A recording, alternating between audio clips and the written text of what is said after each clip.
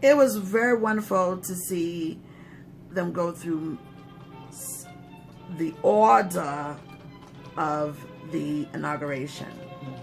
You know, going out to the National Cemetery, getting the gifts, you know, seeing the different bipartisan respect shown. And I love that, because I think that that helps unify, you know, your country to the fullest extent, don't you? Right. Respect. Just respect, period. Protocol, exactly. And I thought the swearing in was just wonderful with the justices. Yes. And then at the Capitol, before we leave you all, having it at the Capitol after the chaos just really set the tone. Set the tone.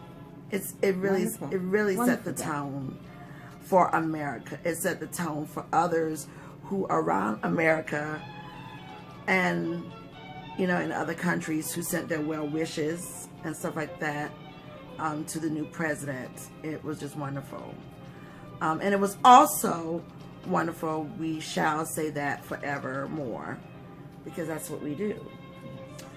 For Vice President Pence to be there, and with that unity, you know, it just evoked so much feeling in everything, you know.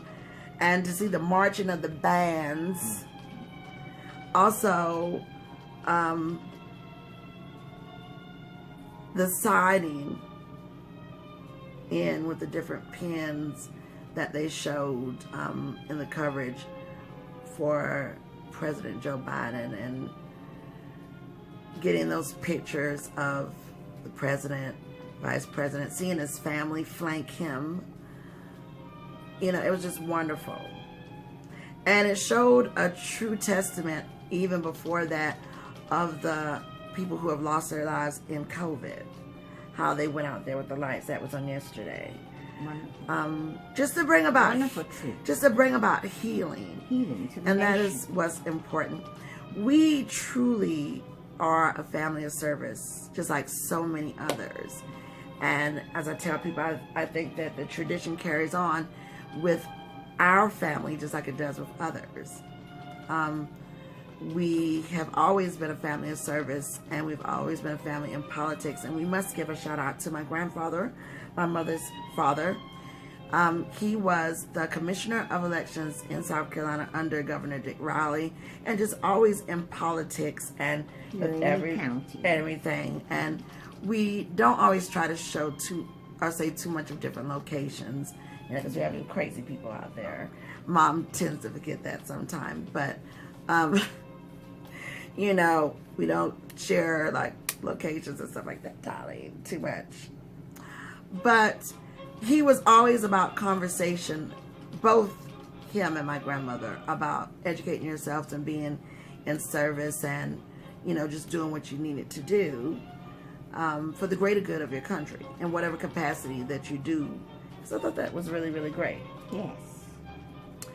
We loved the outpouring of how so many people got together for their watch parties for this moment too, because we're in COVID. We're sure there was some gathering, but we're not going to scold you.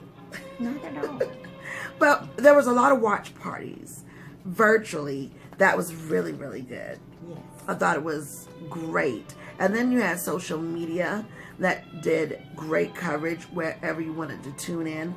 And then for those, okay, for those who are essential workers, we salute you. Yes. To the health care professionals, whatever, Right. and you could not watch this moment. The great thing about technology now, you can be of the moment still whenever you have the time and you get off of keeping us together, the essential workers, keeping the world turn it around. I mean, just all over. Because, you know, people from even out of the country, Yes. they tune in to Inaugural Day. Sharing the joy. Sharing the joy. Sharing history. Sharing history. And that's what it's all about. So we truly, truly enjoyed ourselves, and it's going to be a lot more things coming. And the motorcade, I love watching the motorcade. Also a highlight too, we want to give a shout out to the media family with Al Roker. Yes.